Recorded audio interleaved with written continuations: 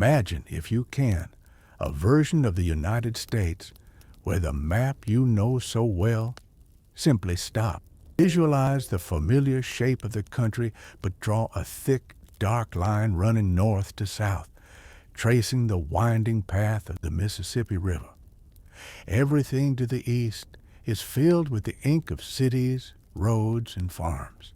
Philadelphia, Boston, the bustling port of New York.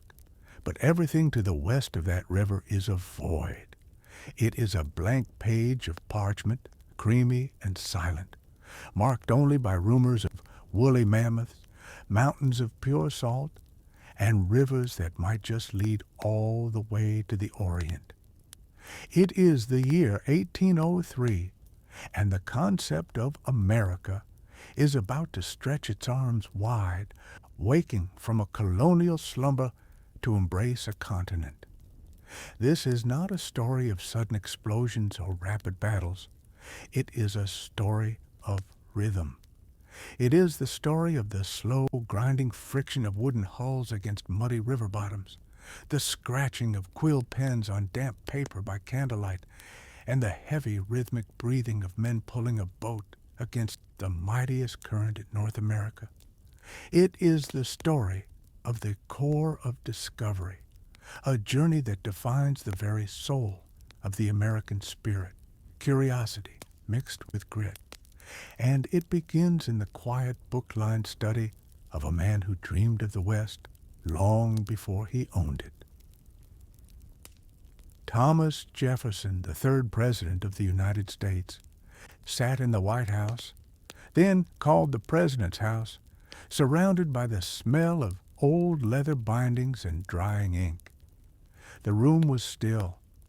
The only sound was the ticking of a clock and the settling of the Virginia timber that built the house. Jefferson was a man of the Enlightenment, a man who found comfort in cataloging the world. He loved fossils, he loved native languages, and he loved maps. But his map of the West was frustratingly empty. He knew that to secure the future of this young republic, he needed to know what lay beyond the sunset. He didn't choose a general or a politician for this task. He chose a neighbor.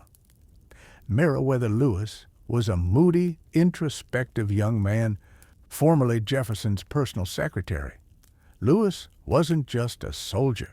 He was a man capable of absorbing vast amounts of information. In the quiet months before the journey, the preparation was methodical and surprisingly academic. This is where the true wonder of the history lies, not just in the walking, but in the preparing. Lewis was sent to Philadelphia, the intellectual capital of the country, to study. He didn't study war. He studied botany with Benjamin Smith Barton. He studied anatomy with Caspar Wister. He learned how to preserve bird skins, how to navigate by the stars, and how to treat illnesses with the limited medicine of the day. Imagine the streets of Philadelphia in the spring of 1803, the cobblestones damp with morning dew, the sound of carriage wheels clattering in the distance. Lewis moved from shop to shop, purchasing the inventory that would sustain a small army for years in the wilderness. The list of supplies he bought is hypnotic in its detail. He purchased 193 pounds of portable soup, a glue-like substance made of boiled beef, cow hooves, and eggs that could be reconstituted with water. He bought mathematical instruments, a quadrant, a sextant, a chronometer to measure longitude. He bought gifts for the indigenous tribes he would meet: 144 small scissors, 288 knives, pounds of colorful beads, and brass thimbles. He bought ink powder and leather-bound journals, knowing that if the journey wasn't written down, it might as well not have happened. But Lewis knew he could not handle the silence of the wilderness alone. He needed a counterweight. He wrote a letter to his old Army friend William Clark. Clark was everything Lewis was not: steady, practical, an expert waterman, and a brilliant draftsman who could draw a map on a buffalo hide if he had to. When Clark accepted, the two captains began to assemble their team, not in a grand ceremony, but through the slow accumulation of talent. They looked for young men from Kentucky and New Hampshire, men who knew how to hunt, how to fix a gun, and how to survive when the temperature dropped to 30 below zero. They gathered near St. Louis at a place called Camp Wood in the winter of 1803. The Louisiana Purchase had just been announced. Jefferson had bought the entire middle of the continent from Napoleon for $15 million, and the land was now theirs to explore. But before they could explore, they had to wait. The winter was spent drilling the men, turning a ragtag group of frontiersmen into the core of discovery. The true rhythm of the journey began on a rainy Monday, May 14th, 1804. Picture the scene at the dock in St. Charles. The vessel that would carry them was a marvel of the time, simply called the keelboat. It was 55 feet long, carved from heavy timber with a 32-foot mast. It was not a sleek racing ship. It was a floating fortress, heavy and stubborn. Along with it were two smaller boats called pirogues. As the men pushed off, the rain pattered against their hats. The river smelled of wet clay and decaying leaves, and the current of the Missouri River immediately declared war on them. The Missouri River is not like the calm rivers of the East. In 1804, it was a wild, untamed beast. It was known as the Big Muddy because it carried tons of silt, sand, and soil from the distant mountains. The water was opaque, a swirling brown soup that hid dangers just inches below the surface. There were sawyers, entire trees that had fallen into the river, their roots stuck in the mud, bobbing up and down in the current like the blade of a saw, ready to punch a hole in the bottom of a wooden boat. For the next several months, the history of the expedition becomes a repetitive, hypnotic cycle of labor. There was no sailing into the sunset. The prevailing winds blew from the west directly into their faces. The current pushed east directly against their hull. To move forward, they had to punish themselves. They used poles, long shafts of ash wood, pushing them into the river bottom and walking the length of the deck to shove the boat forward. When the water was too deep for poles, they rowed, the heavy oars creaking in the oarlocks hour after hour. But often the current was too strong even for oars. Then they had to cordel. Imagine the scene. 20 men leaping out of the boat into the waist-deep water or scrambling onto the muddy banks. They tied a long, heavy rope to the mast and pulled the 55-foot boat upstream by sheer brute force.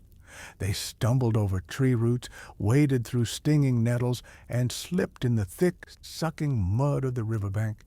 They averaged maybe 10 to 12 miles a day. It was a walking pace, a slow, agonizing crawl across the map. Yet, within this hardship, there was a profound peace. As they moved away from St. Louis, the noise of civilization faded completely. The only sounds were the calls of birds, the rush of the water, and the wind in the cottonwood trees. They entered a landscape that no American had ever described. The trees grew massive along the riverbanks, sycamores, cottonwoods, and elms. Beyond the banks, the land began to open up. They established a routine that is comforting in its predictability. Every morning they rose at dawn. The sergeants would shout to wake the men. They packed the sleeping rolls, ate a quick breakfast of cornmeal and pork, and were on the water while the mist still clung to the river. Captain Clark usually stayed on the boat, navigating, his eyes scanning the water for snags. Captain Lewis often walked on the shore, his dog Seaman, a big black Newfoundland, trotting beside him. Lewis was the naturalist, the observer.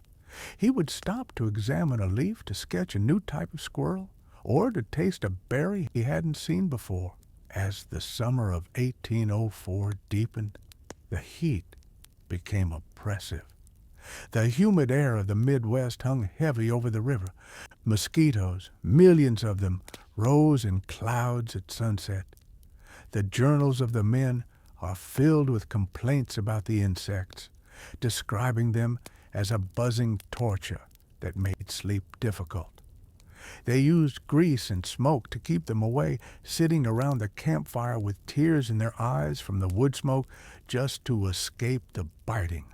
But the sights they began to see made the hardship worth it. As they moved into what is now Nebraska and Iowa, the dense forests gave way to something entirely new, the Great Plains. Imagine seeing the prairie for the first time. It was a sea of grass, stretching infinitely in every direction, rippling in the wind like the ocean. The sky seemed to grow larger, dominating the view with massive thunderheads building in the afternoon heat. On calm nights, under a canopy of stars that shone with a brilliance obscured by modern lights, the men would pull the boats onto a sandbar. The cooks would prepare dinner, usually game meat harvested that day. They ate venison, elk, and eventually buffalo. The firelight would dance on the water, and the fiddle would come out. Pierre Cruzat, one of the boatmen who had only one eye but a talent for music, would play. The men would dance on the hard-packed sand, a moment of joy in the vast emptiness. They began to encounter the residents of this land. These meetings were tense, but conducted with the slow diplomacy of the era. They met the Oto and the Missouri Indians. There was no sudden violence. Instead, there was the ritual of the council. They would set up an awning to block the sun. They would lay out the peace medals, silver medallions with Jefferson's profile on one side and two hands shaking on the other. They would smoke the pipe, passing it around in a circle, the smoke drifting up into the blue sky. Speeches were made, translated from English to French to an indigenous language, and back again. It was a slow, deliberate communication, a bridging of worlds. One of the most tragic, yet peaceful moments of this first leg occurred in late August near what is now Sioux City, Iowa. Sergeant Charles Floyd, a young man and the only member of the expedition to die during the journey, fell ill. It was likely a burst appendix, something even the best doctors in Philadelphia couldn't have cured in 1803. He passed away quietly. The men buried him on a high bluff overlooking the river, erecting a cedar post to mark his grave. They named the river below Floyd's River. It was a reminder of their mortality, a somber note that deepened the bond between the survivors. They were alone, completely reliant on each other. As September arrived, the air grew crisp. The cottonwoods began to turn gold, dropping their leaves into the brown water. The migration of animals stunned them. They saw herds of buffalo so large they darkened the plains, tens of thousands of them moving like a living carpet. The noise of their hooves was a low rumble in the earth. Lewis and Clark documented animals that science had only guessed at. The pronghorn antelope, which could outrun their fastest greyhounds, the prairie dog, which barked from little mounds of earth. They actually poured buckets of water down a hole to catch one alive to send back to Jefferson. The river began to shallow as they moved north into what is now the Dakotas. The sandbars shifted constantly. Grounding the keelboat became a daily struggle. They would have to jump out into the freezing water, heaving the boat off the sand, the wet wood scraping against the grit. But they pushed on, driven by the desire to find a place to winter. They knew the northern winter was coming, and they had heard stories of its ferocity. They reached the villages of the Mandan and Hidatsa people near present-day Washburn, North Dakota, in late October. This was not a desolate wilderness. It was a trade hub of the plains, a bustling center of commerce where tribes met to exchange corn, horses, and goods. The captains decided to build their winter fortress here. They called it Fort Mandan.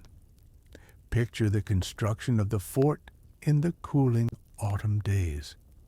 The sound of axes chopping into the cottonwood trees echoed across the river.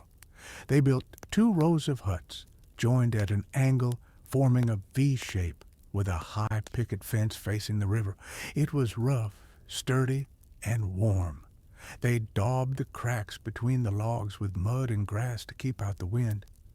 As the snow began to fall, blanketing the plains in white, the river slowly froze. First, the edges crusted over with ice, then floating chunks began to grind against the hull of the boat. And finally, the great Missouri River stopped moving, locked in a sheet of solid ice. The expedition settled in. The world outside became a frozen expanse of white and gray, the wind howling out of the north with a bite that could freeze exposed skin in minutes. But inside the fort, there was warmth. There was the smell of roasting meat, the sound of men mending their moccasins, and the scratching of Lewis and Clark's pens as they updated their journals and drew their maps. It was here, in this smoky, fire-lit winter, that they would meet a young Shoshone woman named Sacagawea, who would become as legendary as the captains themselves. But for now, the snow piled high against the log walls, and the core of discovery slept, waiting for the spring thaw to unlock the next chapter of the unknown. The ice that held the Missouri River in a chokehold during the winter of 1804 did not release its grip easily. At Fort Mandan, amidst the endless white plains of what is now North Dakota, the world was silent, frozen in a state of suspended animation. The temperature dropped so low that the mercury in the thermometers shrank into the bulb and simply stopped measuring. It was 40 degrees below zero.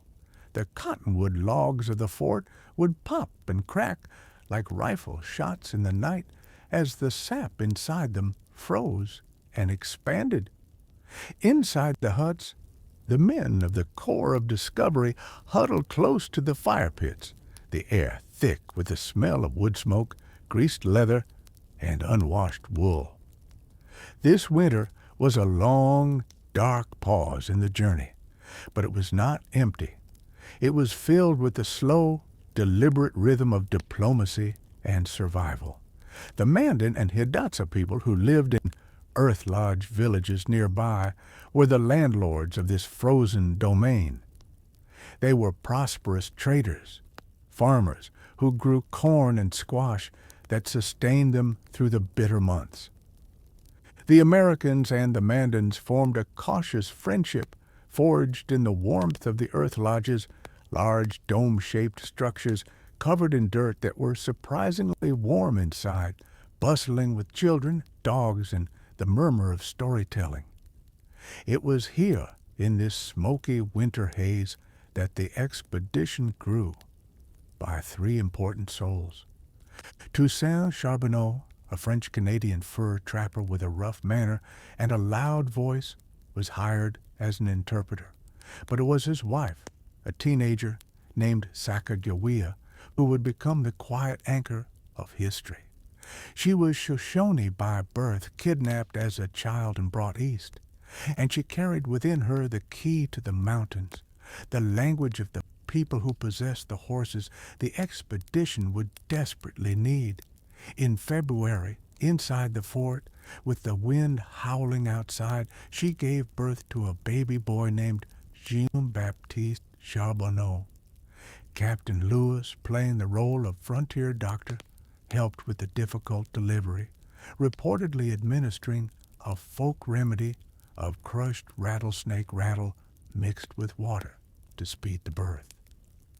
The baby, nicknamed Pomp, or Pompey by Captain Clark, became the expedition's youngest member, a tiny heartbeat carried on his mother's back into the great unknown. As March arrived, the sun began to linger longer on the horizon. The snow, which had been a hard, crusty shell, began to soften. The river groaned. It was a terrifying sound, the artillery of the ice, as the men called it, as the massive sheet covering the Missouri began to fracture. Giant blocks of ice, some the size of houses, ground against each other, piling up on the banks, carving the mud with violent force. The spring thaw had arrived. The preparation for departure was methodical.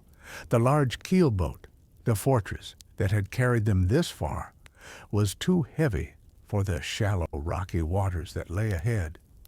It had to be sent back. In its place, the men spent the weeks hewing dugout canoes from cottonwood logs, swinging their axes in a rhythmic cadence until the hollowed-out hulls were ready to float. On the afternoon of April 7th, 1805, the expedition severed its last link to the United States. It was a moment of profound duality. The keelboat, loaded with crates of artifacts for President Jefferson, including a live prairie dog, 4 magpies, and buffalo robes, pushed off downstream, headed south toward St. Louis and civilization. At the same moment, the permanent party, 33 people including Lewis Clark Sacagawea, her baby, and Lewis's dog Seaman, turned their faces north and west into the wind.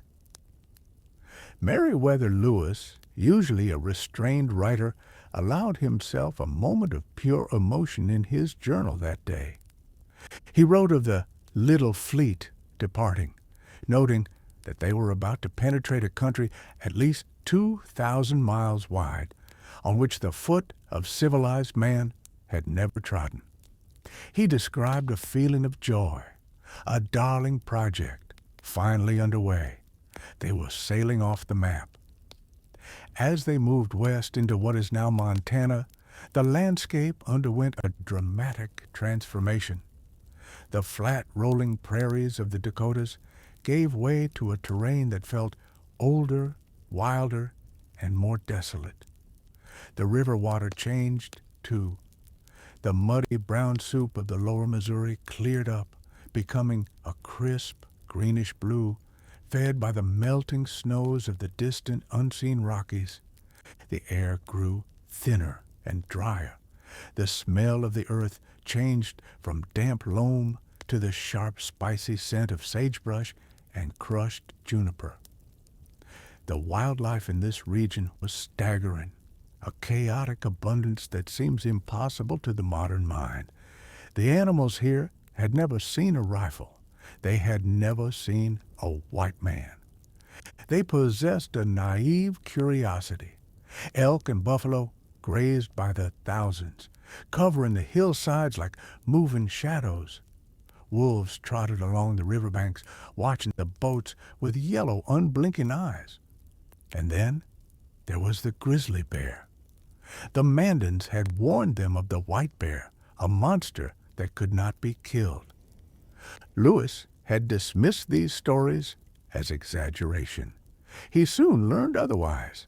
The first encounters with the grizzlies of the high plains were terrifying. These were not the shy bears of the modern wilderness. These were apex predators who ruled the river bottoms. The journals describe encounters where bullets seemed to bounce off the bears' thick hides and skulls. In one instance, a bear chased the men into the river, roaring and snapping, taking 10 bullets before finally collapsing. The men learned to walk quietly, their eyes scanning the willow thickets, a newfound respect and fear coursing through their veins. In late May, they entered a section of the river that felt like a dreamscape. Lewis called it the White Cliffs of the Missouri. The river had carved its way through soft white sandstone, creating towering walls that rose hundreds of feet on either side. The wind and rain had eroded the stone into fantastic shapes. To the men drifting slowly against the current, the cliffs looked like the ruins of ancient cities. They saw phantom cathedrals, crumbling towers, and statues of unknown gods. Swallows nested in the cliff faces, darting in and out of the holes like bees. The water was glass smooth here, reflecting the white stone and the blue sky, creating a tunnel of light and rock. It was a place of haunting beauty, silent except for the dip of the oars and the echo of their own voices bouncing off the canyon walls. But the river was a deceptive guide. In early June, they reached a fork. The Missouri seemed to split into 2 equal rivers. One flowed from the north, muddy and turbulent, the other from the south and west, clear and swift. The maps were blank. The Hidatsa had not mentioned a fork this large. The captains faced a crisis. If they chose the wrong river, they could waste months traveling into the Canadian wilderness or the dry deserts of the Southwest, losing the season and likely their lives. The men, almost to a person, believed the Northern Fork was the true Missouri. It looked like the river they had been traveling on. But Lewis and Clark, studying the water and the sediment, believed the Southern Fork, the clear one, was the route to the mountains. It was a classic moment of leadership. They respected their men, but they trusted their own instincts. To be sure, Lewis took a small scouting party and hiked ahead, up the Southern Fork looking for a sign the Indians had told them about, the Great Falls. Lewis walked alone for miles, the sound of the wind his only companion. Then he heard it, a low, distant rumble like thunder that wouldn't stop. As he crested a hill, the sound became a roar. He saw spray rising like a column of smoke in the distance. He hurried forward and stood on a bluff, looking down. It was the Great Falls of the Missouri. It was not just one waterfall, but a series of 5 massive cascades stretching over 10 miles of river, a chaotic display of power and foam. It was the grandest sight he had ever beheld. But as the awe faded, the crushing reality set in. They could not boat this. They were blocking the path. The Great Portage, as it came to be known, was one of the most grueling physical feats in American history. The expedition had to take their heavy dugout canoes and all their supplies, tons of equipment, out of the water and drag them 18 miles over rough, cactus-filled terrain to get around the falls. They built crude wagons, using rounds of cottonwood trunks for wheels. The men, wearing moccasins that were thin as paper, had to harness themselves to the ropes and pull. The ground was infested with prickly pear cactus. The thorns pierced their soles, breaking off in the flesh. Every step was agony. The sun beat down with a high plains intensity that blistered their skin. And then, without warning, violent storms would roll in, dropping hailstones the size of goose eggs that knocked men to the ground. For a month, they labored. The rhythm of the journey changed from the fluid stroke of the oar to the grunt and strain of the haul. "The hardest labor I ever performed," one man wrote. They were constantly repairing the wagons, hunting for food, and sewing leather into their moccasins by the flickering light of the campfire. Yet there was no mutiny. There was a shared, silent determination. They were the core of discovery, and the only way home was forward. During this portage, they celebrated the 4th of July, 1805. It was a strange, lonely celebration on the high plains. They had saved the last of their whiskey for this day. They drank a toast to the United States, a country that felt like it existed on another planet. The fiddle was played, and for a few hours, the pain of the cactus thorns and the exhaustion of the hall were forgotten under the vast canopy of stars. By late July, they had cleared the falls. They put their boats back into the water, which was now much smaller. The Missouri was shrinking. They were getting closer to the source. The landscape began to ripple upward. In the distance, floating like clouds that wouldn't move, they saw them, the Rocky Mountains. They were jagged, snow-capped teeth biting into the blue sky. To the men, they were both beautiful and terrifying. They were the Stony Mountains, the barrier that stood between them and the Pacific Ocean. And somewhere in those peaks, Sacagawea's people were moving. The expedition needed horses. Without horses, they would be trapped in the mountains when the snows returned. The river narrowed into canyons, the gates of the mountains, where sheer rock walls rose directly from the water, plunging the boats into shadow even at midday. The current was swift and cold. Lewis was anxious. Every day without finding the Shoshone was a day closer to winter. He began to walk ahead of the boats again, desperate to find a trail, a footprint, a sign of human life in this vertical wilderness. The water became so shallow they had to drag the boats over the rocks, the icy water numbing their legs. They were reaching the spine of the continent. The air was thin, leaving them breathless. The game animals disappeared. The buffalo did not go this high. Hunger began to return, a gnawing presence in their bellies.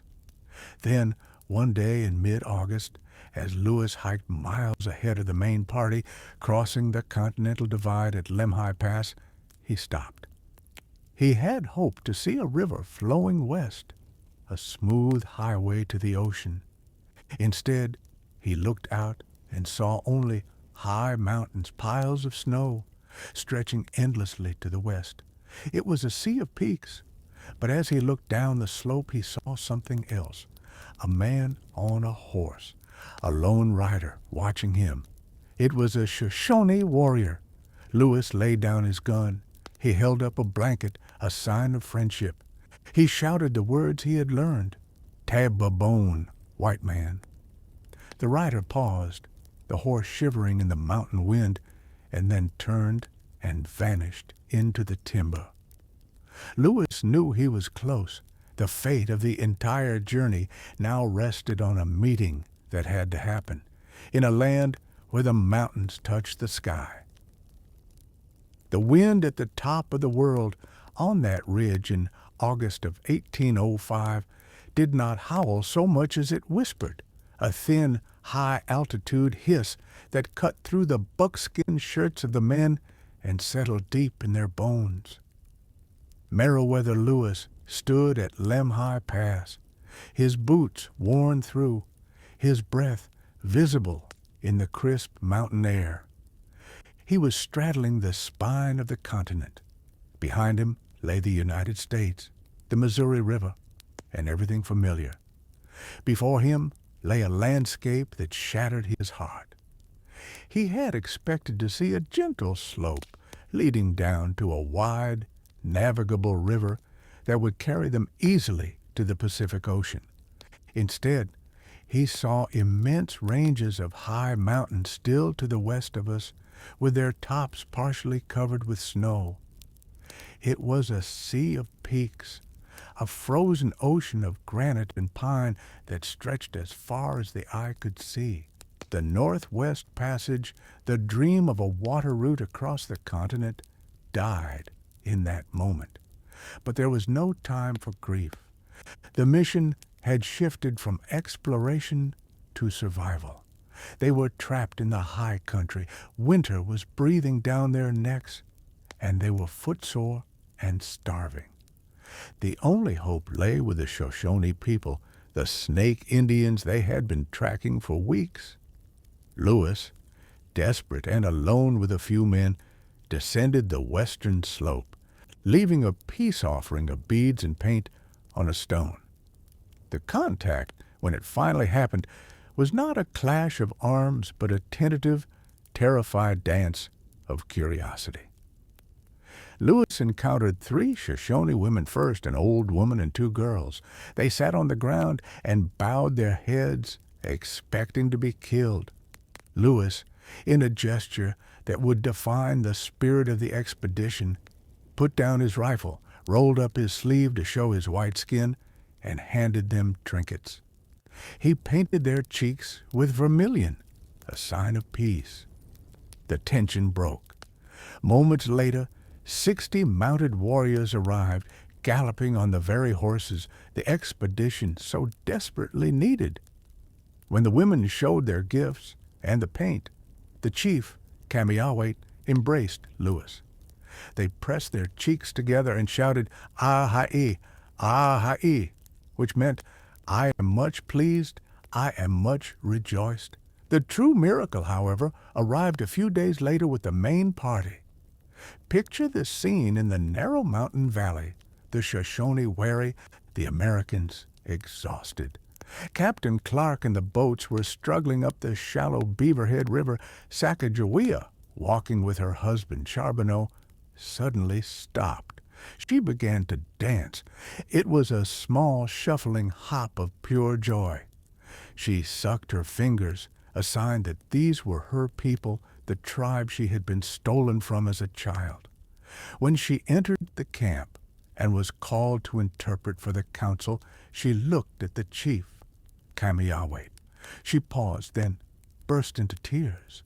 She ran to him, throwing her blanket over him and weeping. He was her brother. The man who held the fate of the expedition in his hands was the brother of the woman who had guided them there. The reunion was so emotional that even the stoic Clark was moved. The council had to be paused so they could cry. It was a stroke of luck, so profound it felt like destiny. Secure with the Shoshone, the captains began the hard business of trading. They needed horses to cross the terrible mountains Lewis had seen. They traded uniforms, knives, and even a pistol for about 29 horses. But the Shoshone warned them. The river that flowed west, the Salmon River, was the river of no return. It raged through canyons so deep the sun never touched the water. It was unnavigable. Their only option was a narrow, rocky trail used by the Nez Perce to hunt buffalo. It was called the Lolo Trail. They hired a guide, an old Shoshone man the captains nicknamed Old Toby. He was a man of few words, his face a map of wrinkles, who knew the mountains not by maps, but by the shape of the ridges and the flow of the wind. On August 30th, the expedition turned north, leaving the safety of the Shoshone village. They were entering the Bitterroot Mountains. If the Missouri River had been a test of patience, the Lolo Trail was a test of endurance. It was a nightmare landscape. The trail was not a road. It was a suggestion. It wound along steep ridges where a single misstep meant falling thousands of feet. The trees, massive pines and firs, grew so thick they blocked out the sky. The underbrush was a tangle of fallen timber that the horses had to jump over or scramble through. The animals, weak from the journey, began to slip. Several horses fell down the steep slopes, rolling over and over until they smashed into trees. Amazingly, most survived, bruised and terrified, to be led back up. Then the snow came. It was September, a time when the East Coast was enjoying the warm days of Indian summer. But here, at 7,000 feet, the winter arrived with a vengeance. The snow fell wet and heavy, bending the branches of the pines until they snapped with the sound of gunshots. It covered the trail, hiding the treacherous roots and rocks. The men were wet to the bone, their moccasins freezing to their feet. They slept in the snow, huddled together for warmth, waking up buried under white drifts. Hunger became their constant companion. The game animals, the deer and elk, had migrated down to the valleys. The mountains were silent.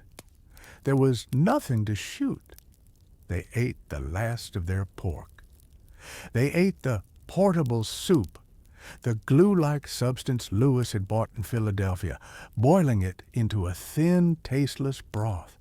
It wasn't enough. The men grew weaker. Their eyes became hollow, their cheeks sunken. They began to stumble. In a desperate move, they decided to kill a colt. It was a heavy decision. Horses were their transportation, but they were starving. They ate the meat ravenously. They would eat 3 colts before the crossing was over. They even resorted to melting candles to drink the grease for calories. Captain Clark, seeing the morale of the men disintegrating, decided to push ahead. He took 6 hunters and raced forward, hoping to find the other side of the mountains and send back food. 4 days he rode through the white silence, the hunger gnawing at his stomach. Finally, on September 20th, Clark rode out of the timber and stopped. Below him, bathing in the warm autumn sun, lay a vast golden prairie. It was the White Prairie. The air was warm. The snow was gone, and dotting the plain were the lodges of the Nez Perce people. He had made it. The initial meeting with the Nez Perce, or Nimiipuu, was fraught with danger. The warriors were away, and the camp was occupied mostly by women, children, and elders. They saw these bearded, starving strangers, ghostly figures emerging from the Forbidden Mountains, and were terrified. There was talk among the remaining men of killing them. It would have been easy. The Americans were too weak to fight, but history turned on the voice of one woman. Her name was Watkuwes, which means returned from a far country. Years earlier, she had been captured by enemies and sold to traders in Canada, where she had lived among white people who treated her with kindness before she eventually made her way home. Hearing the commotion, she asked what was happening. When told of the white strangers, she said, "Do them no hurt. They are the people of my lost child. They are good." Her words saved them. The Nez Perce welcomed them not as invaders, but as guests. When the rest of the expedition stumbled out of the mountains days later, they were more dead than alive.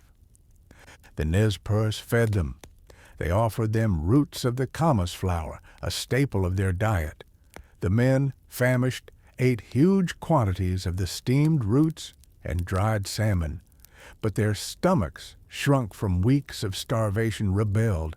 The sudden intake of rich food made them violently ill.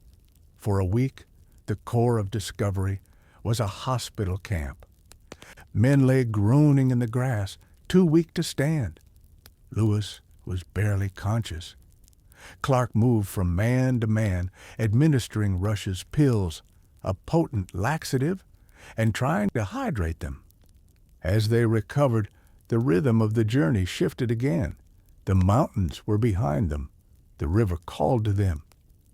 The Nez Perce told them that the river flowing past their camps, the Clearwater, led to the Snake, which led to the Columbia, the great river of the West, which flowed to the stinking lake, the ocean. They didn't have the strength to build dugouts from scratch, so they adopted the Nez Perce method. They found massive ponderosa pine logs, and instead of just chopping, they used fire. They burned out the centers of the logs, controlling the burn with wet clay, then scraped away the charcoal. It was faster and easier. By early October, they had 5 new canoes. They branded their horses, 38 of them now, and left them in the care of the Nez Perce, promising to return in the spring.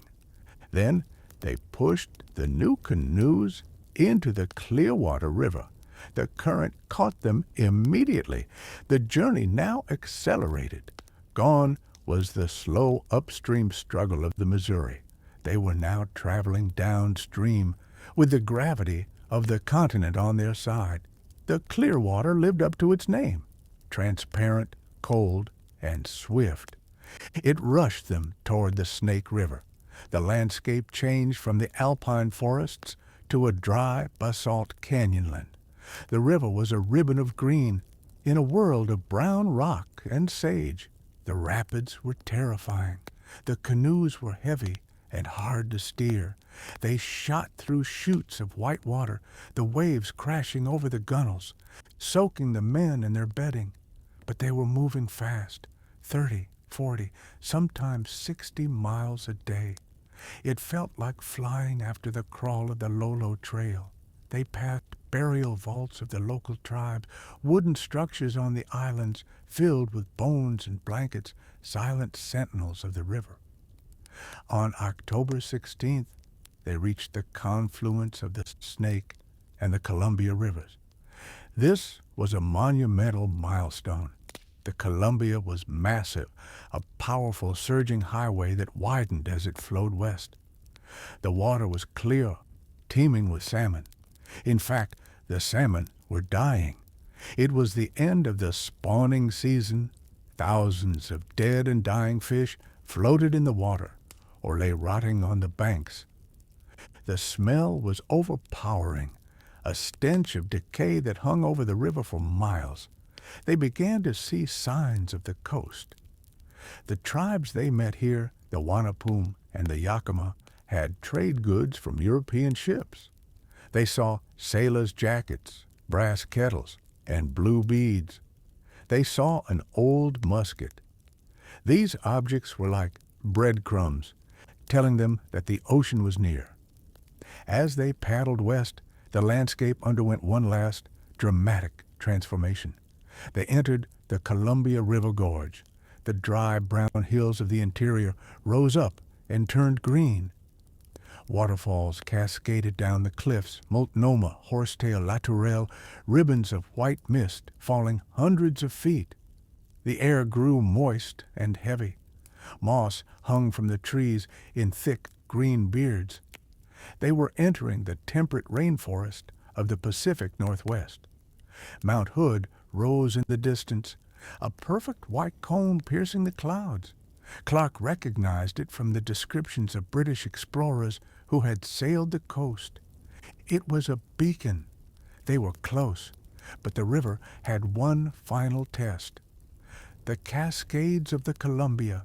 Here, the massive river was squeezed between rock walls, creating a series of violent rapids and chutes, where the water moved with hydraulic fury. The men had to portage again, carrying the heavy canoes over slippery, moss-covered rocks. It was dangerous work, but they could smell the difference in the air. It wasn't the smell of pine anymore. It was the smell of rot, of mud, and of salt. The weather turned. The clear skies of the interior vanished, replaced by a gray, dripping ceiling of cloud. It began to rain. Not the thunderstorms of the plains, but a steady, relentless drizzle that soaked everything. The great rains of the Northwest had begun. Their leather clothes rotted on their bodies. Their mats crumbled. The fleas were unbearable. On November 7th, 1805, the fog lifted slightly. The river had widened into a massive estuary miles across. The waves were rolling in with a rhythm that was different from the river current. These were long, swelling rollers. Captain Clark, peering through the mist, saw a horizon that didn't end in trees or mountains. He sat down and wrote in his journal, his spelling erratic with excitement. Ocean in view! Oh, the joy! They hadn't actually reached the ocean yet. They were still in the estuary, miles from the open surf, but they could hear it. The roar of the breakers crashing on the bar was a distant, constant thunder. The seagulls screamed overhead. The water was brackish. They had walked across the continent. They made camp on a narrow strip of shoreline trapped by the rising tide. The driftwood logs here were enormous. Whole trees washed down from the forests, piled up like matchsticks. The rain fell harder. The wind blew in from the sea, driving the water into their shelter. They were wet, cold, and miserable, but they were victorious. They had connected the map. The blank space was filled. As night fell on the edge of the continent, the sound of the Pacific Ocean was a lullaby of immense power. It was the sound of the end of the world they knew. They lay under their rotting blankets, listening to the crash of the waves, knowing that tomorrow they would look out at the water that stretched all the way to China. The westward journey was over. Now, they just had to survive the winter at the edge of the earth. The joy that Captain Clark had scribbled in his notebook upon seeing the great estuary of the Columbia River was quickly tempered by a reality that was wetter, colder, and more relentless than anything the Corps of Discovery had yet faced. It was November of 1805, and they had reached the edge of the continent. But the continent was not letting them go without one final grueling test. Imagine the sound of the Pacific Ocean in winter. It is not the rhythmic, soothing crash of summer waves. It is a roar, a deep, bass-filled thunder that vibrates in the chest. For the men trapped on the north bank of the river, in a spot they aptly named the Dismal Niche, there was no escape from this sound. The storms rolled in from the open ocean, one after another, stacking up like freight cars. The wind screamed through the basalt cliffs, driving the rain horizontally. It wasn't just rain. It was a deluge of cold, gray water that soaked through their leather clothes, through their blankets, and into their very skin. They were pinned against the rocks. The tide in the estuary was massive, rising and falling 10 to 12 feet. At high tide, the water lapped at their feet, forcing them to move their baggage to higher rocks, driftwood logs, massive trees that had been torn from the banks upstream, tossed in the surf like toothpicks, threatening to crush their fragile canoes. For 6 days, they could not move. They could not light fires because the wood was too wet. They ate dried pounded fish and drank rainwater caught in their hats. The misery was absolute, a gray, shivering endurance test where the only goal was to keep the blood moving in their veins. But the human spirit is resilient, and the Corps was nothing if not stubborn. When the storm finally broke, just enough to allow the canoes to launch, they paddled to a sandy beach near present-day Baker Bay. Here, a moment occurred that is quietly one of the most significant in American history, though it happened far from the halls of government. The captains needed to decide where to build their winter quarters. They had 3 choices: stay on the north side, Washington, where the hunting was poor, but the trade with ships might be better; go upriver to the drier interior, but risk starvation; or cross to the south side, Oregon, where the Clatsop Indians said the elk were plentiful, In a military expedition, the commander decides. But Lewis and Clark did something extraordinary. On November 24th, 1805, they held a vote. They asked every member of the party for their opinion. They recorded the votes in the journal. York, the enslaved man who had been with Clark since childhood, was allowed to vote. The first recorded instance of a black man voting in the American West. Sacagawea, the young Shoshone woman, was also asked. She voted for the place where there were plenty of potatoes, wapato roots. The majority chose the south side. In the wilderness, hierarchy had dissolved into a survival democracy. They crossed the river, battling the heavy swells, and found a site up a small tributary called the Natul River, now the Lewis and Clark River. It was sheltered from the worst of the ocean winds by a thick forest of Sitka spruce, western hemlock, and Douglas fir. These trees were giants, some of them 30 feet around, their branches draped in thick curtains of green moss. The ground was a sponge of decaying needles and ferns. Here, they began to build Fort Clatsop. Construction in the rain is a slow, heavy rhythm. The axes thudded into the soft wood of the great trees. The smell of the air was a mix of pine resin, wet earth, and the salt blowing in from the sea. They built 2 parallel rows of cabins facing each other 50 feet long. Between them was a parade ground 20 feet wide. At each end, they built heavy gates that could be locked at night. The walls were logs notched at the corners. The roofs were shaken, split slabs of wood, but they leaked. The men spent weeks chinking the cracks with mud, but the rain always found a way in. By Christmas Day, 1805, they were under a roof. It was a somber holiday. The celebration consisted of a dinner of spoiled elk meat, some roots, and spoiled fish. They had no flour, no liquor, and no salt. The gifts were heartbreakingly simple. Captain Clark gave Captain Lewis a pair of fleece-lined socks and a pair of moccasins. Sacagawea gave Clark 24 white weasel tails. The men exchanged tobacco and old handkerchiefs. And yet, there was a sense of peace. They were warm. They were safe. They had walked across the map and found a home at the end of the world. The winter at Fort Clatsop was defined by a single atmospheric condition, rain. In the 4 months they lived there, it rained every day but 12. It was a mist, a drizzle, a shower, a downpour. The sun was a rumor. The dampness was pervasive. Their leather clothes, which they had worn for thousands of miles, began to rot on their bodies. The seam unraveled. The men spent their days hunting, but the elk were elusive. When they did kill one, the meat had to be carried miles through the swamps, and often it would spoil before they could smoke it.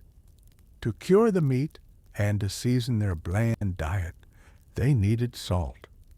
A detachment of men was sent to the coast, about 15 miles away, to set up a salt works. Imagine this lonely outpost on the beach, near present-day Seaside, Oregon. 5 men huddled around a fire that had to be kept burning 24 hours a day, boiling ocean water in 5 brass kettles. It was tedious, smoky work. It took gallons of seawater to produce a cup of salt, but the white crystals were more precious than gold to the expedition. They eventually produced 4 bushels, about 28 gallons, of excellent white salt. It was a luxury that improved morale immensely. Life inside the fort settled into a dull, repetitive routine. This is the sleeping part of history, the long, quiet hours of waiting. The captains spent their days writing. They updated their journals, drew elaborate maps of the coast, and described the plants and animals. Lewis, ever the scientist, wrote thousands of words about the fir trees, the salal berries, and the California condor. Clark, ever the pragmatist, drew the shapes of the local canoes and the heads of the flat-headed Indians. The local people, the Clatsop and the Chinook, were frequent visitors. They were a maritime people, wealthy and sophisticated traders who had been dealing with British and American ships for a decade. They paddled up the river in their beautiful cedar canoes, vessels that were works of art, with high carved prows that could handle the ocean's swells. They wore hats made of woven cedar bark that were waterproof, shaped like cones to shed the rain. They brought sea otter pelts, wapata roots, and dried salmon to trade. These interactions were a slow dance of commerce. The Clatsops were shrewd bargainers. They knew the value of a blue bead versus a white bead. They knew that a metal fishhook was worth more than a file.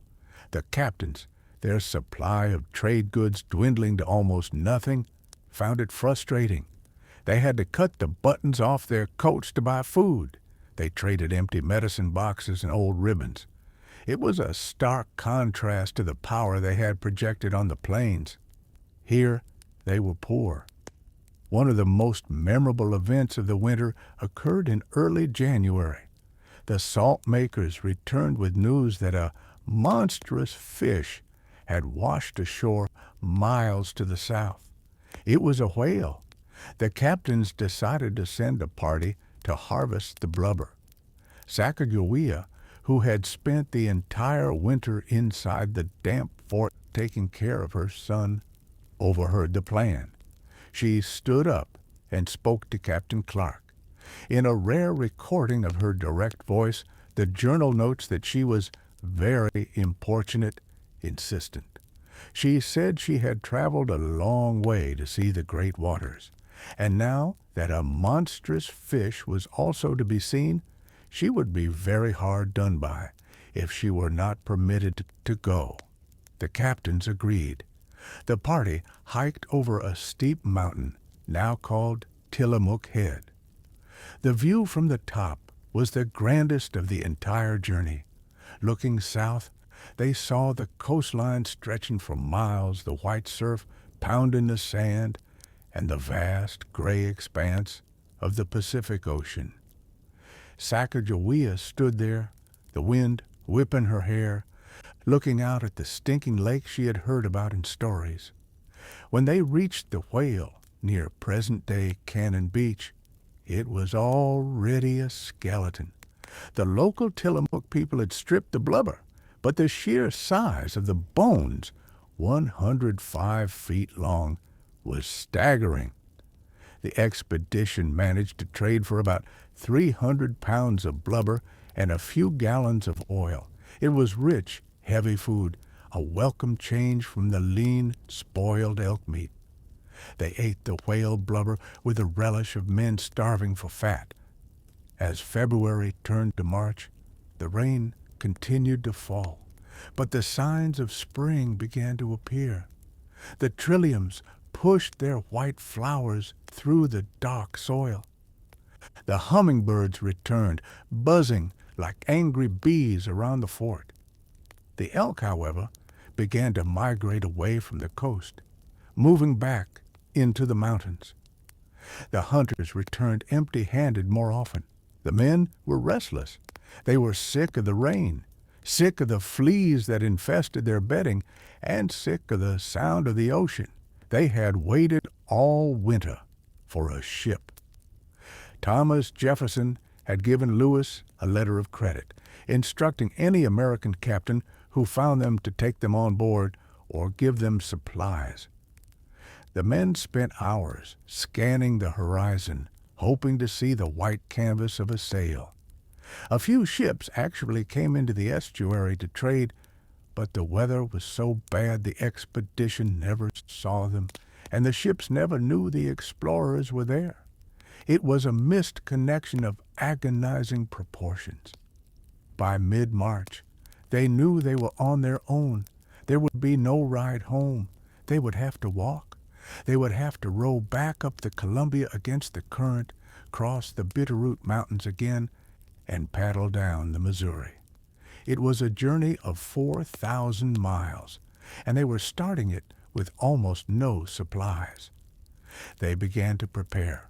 They dried fish. They repaired the canoes, patching the cracks with spruce gum and elk tallow. They made clothes.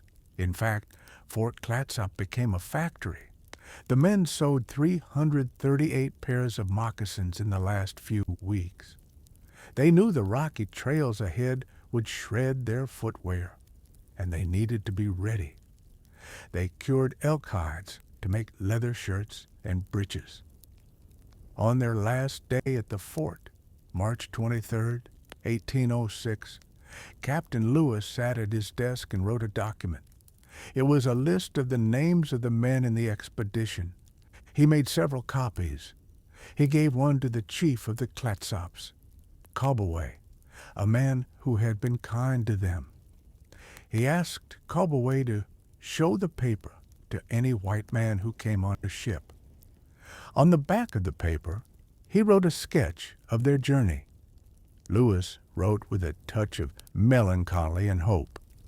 The object of this list is that through the medium of some civilized person who may see the same, it may be made known to the informed world that the party consisting of the persons whose names are hereunto annexed and who were sent out by the government of the U States in May 1804 have penetrated the continent of North America to the Pacific Ocean. He left the paper as a message in a bottle, a proof of life in case they died on the return journey. He left the fort to the bugs and the Indians. At 1 p.m., the rain stopped for a brief moment. The clouds lifted. The men loaded the canoes. The water of the Nettoul River was high and brown. They pushed off the muddy bank. They did not look back. They turned their prows east, against the current, against the wind, toward the mountains and home. The return journey, however, would not be a simple retracing of steps. The rivers had changed. The snow in the mountains was deeper than they imagined, and the tribes they had met as friends were now different. Some were hungry, some were wary, and the dynamic of power had shifted. The homeward-bound leg was about to begin, and it would bring with it the most dangerous encounter of the entire expedition. A moment of violence that had been avoided for 2 years, waiting for them in the tall grass of the northern plains. But for now, the paddles dipped into the water, the rhythm set by the chant of the boatman. Stroke, stroke, stroke.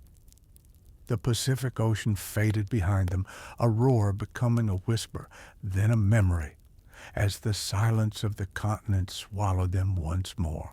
The current of the Columbia River in the spring of 1806 was a living thing, a muscular force of nature that seemed determined to push the core of discovery back into the ocean they had just left.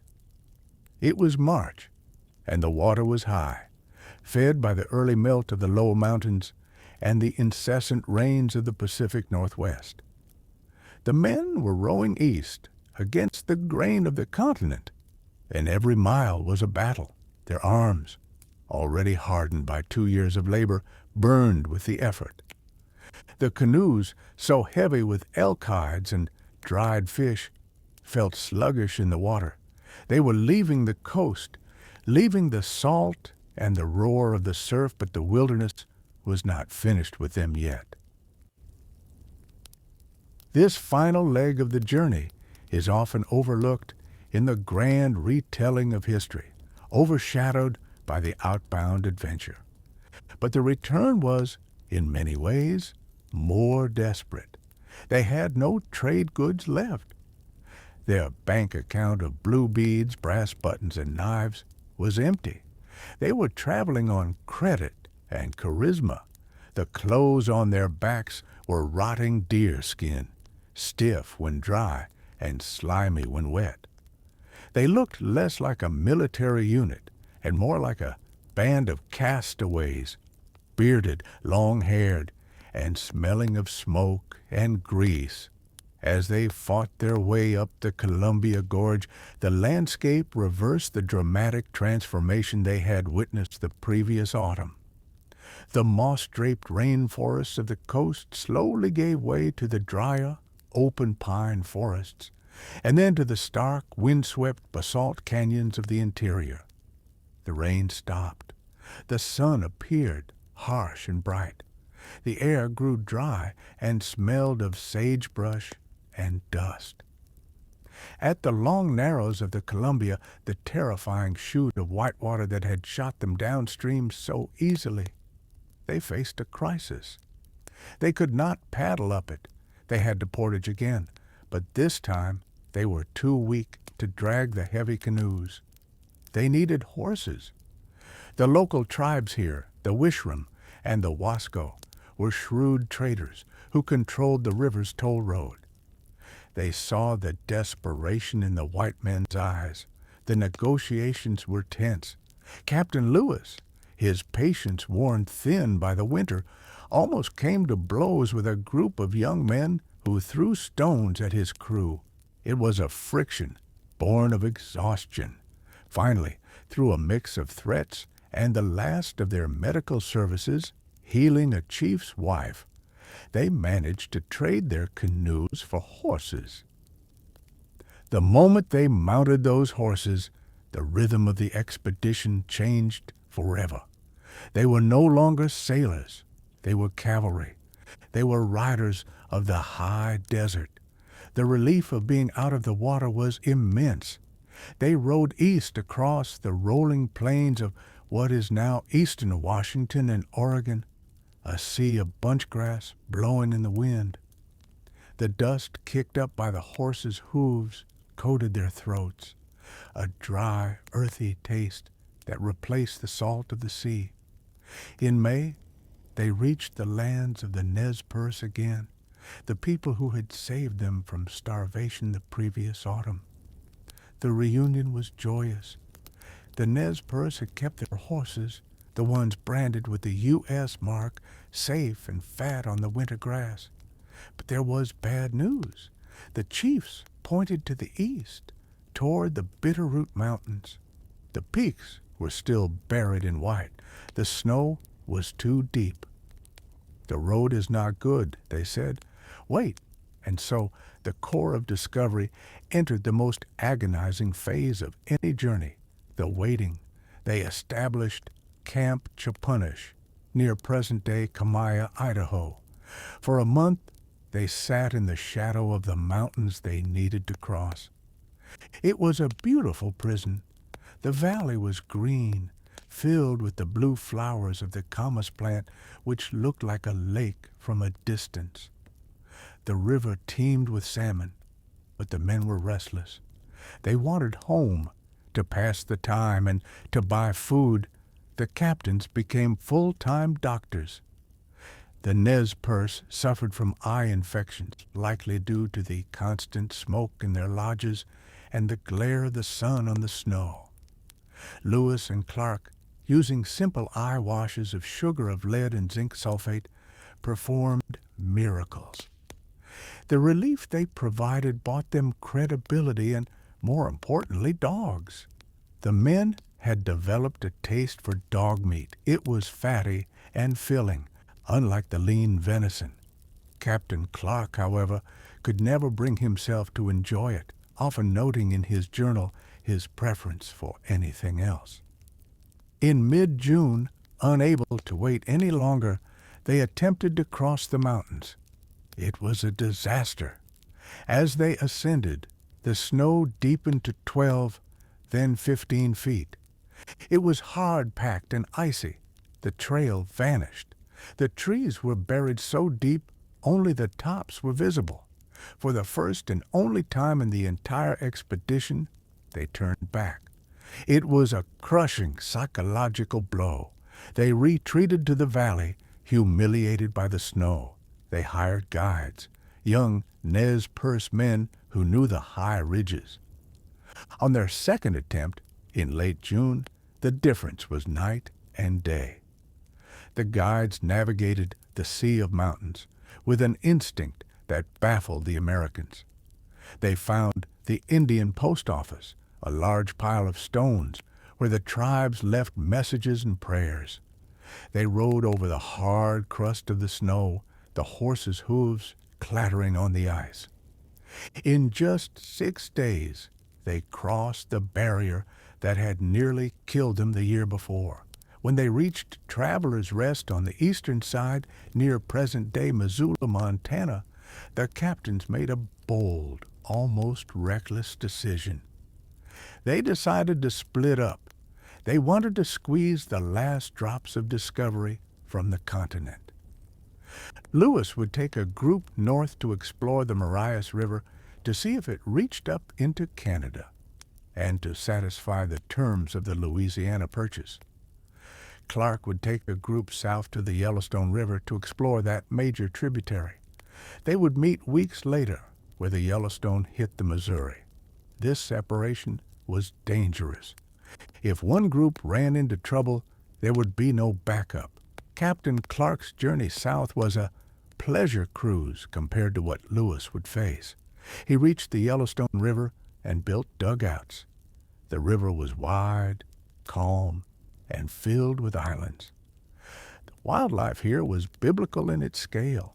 The buffalo herds were so large they had to stop the boats to let them cross the river. The wolves were everywhere, howling at night, bold enough to walk into camp. On July 25, 1806, Clark stopped at a massive sandstone rock formation rising from the riverbank. It was the only vertical thing in a flat world. He climbed it and saw a view that stretched for 50 miles. He named it Pompey's Tower, now Pompey's Pillar, after Sacagawea's little boy Pomp, whom he had grown to love like a son. In a rare act of vandalism that became history, Clark carved his name and the date into the stone. You can still see it today, a scratch of determination in the Montana rock, the only physical evidence left on the trail that they were ever there. Captain Lewis, meanwhile, was riding into a nightmare. He took 3 men, Drouillard and the Field brothers, and headed north into the territory of the Blackfeet. The Blackfeet were the power brokers of the northern plains, fierce warriors who controlled the guns and horses of the region. They had blocked trade for decades. On July 26th, on the Two Medicine River, it happened. Lewis and his men spotted a group of 8 young Blackfeet warriors, likely Piegan. The encounter was tense, but started peacefully. They camped together. Lewis, through sign language, gave his usual speech about the great father in Washington who wanted peace. The Blackfeet were unimpressed. They knew that American trade meant guns for their enemies, the Shoshone and Nez Perce. At first light on July 27th, the world exploded. Lewis woke to the sound of shouting. The Blackfeet were trying to steal their rifles and horses. It was a desperate scuffle in the gray dawn. Reuben Field chased a warrior who had taken his gun and stabbed him in the chest. The man died instantly. Lewis, chasing another who was driving off the horses, raised his pistol and shot the warrior in the belly. It was the only violent conflict of the entire expedition. 2 Blackfeet were dead. The Americans were unharmed, but they were in grave danger. The main Blackfeet war party could be just over the ridge. Lewis and his men jumped on their horses and rode. They didn't just ride, they galloped for their lives. They rode for nearly 24 hours straight, covering 120 miles in a single day, terrified that every cloud of dust on the horizon was a vengeful army. They didn't stop until they reached the Missouri River and found the canoes of the support party. The relief of being back on the water was shattered days later by a freak accident. Pierre Cruzat, the one-eyed fiddler and boatman, was out hunting elk with Lewis in the thick willows. Cruzat, mistaking Lewis's buckskin clothes for an elk, fired. The bullet slammed into Lewis's buttocks, slicing through the muscle but missing the bone and artery. It was a painful, humiliating wound. The great explorer, who had survived grizzlies and starvation, was shot in the rear by his own man. Lewis spent the rest of the journey lying on his stomach in the bottom of a canoe, feverish and in pain, unable to walk. The reunion of the two groups on August 12th, somewhere on the broad expanse of the Missouri in North Dakota, was a moment of pure emotion. The dugouts drifted together. Clark saw Lewis lying in the boat and feared he was dead. When he learned it was just a flesh wound, the relief was palpable. The Corps was whole again. They stopped at the Mandan villages, the place where they had spent that first frozen winter. It was time for goodbyes. Toussaint Charbonneau and Sacagawea decided to stay. This was their home. Captain Clark was heartbroken to leave the baby Pomp. He offered to take the boy to St. Louis to educate him, a promise he would fulfill years later. As the boats pushed off, leaving the young woman who had guided them across the world standing on the bank, a silence fell over the crew. She was the quiet hero of the journey, and now she was part of the past. One other man stayed. John Coulter asked for permission to return to the wilderness. He wanted to trap beaver. He turned his back on civilization and walked back into the mountains, becoming the first of the mountain men, the solitary legends who would wander the Rockies for the next 30 years. The final run down the Missouri was a blur of speed. The river was high, the current swift, and the men were rowing for home. They covered 70, sometimes 80 miles a day. The landscape flew by. The grave of Sergeant Floyd, the Platte River, the bluffs of Kansas. They met boats coming up river, traders who looked at them with wide eyes. "We thought you were dead," the trader said. "Everyone in the States is giving you up." They learned that the country had changed. Alexander Hamilton was dead, killed in a duel by Aaron Burr. The political map was shifting, but for the men in the canoes, the only thing that mattered was the smoke rising from the chimneys of St. Louis. On September 23, 1806, a rainy Tuesday, the Corps of Discovery rounded the final bend. There it was, St. Louis. It was a tiny town of maybe 1,000 people, but to the men, it looked like a metropolis. They fired their guns in a salute. The townspeople poured out of the houses, running to the riverbank. The men who stepped out of the canoes were unrecognizable. They were dressed in skins. Their hair reached their waists. Their faces were weathered by the sun of the high plains and the wind of the ocean. They walked with the rolling gait of men who had spent years on water and horses. They had been gone for 2 years, 4 months, and 10 days. They had traveled over 7,000 miles.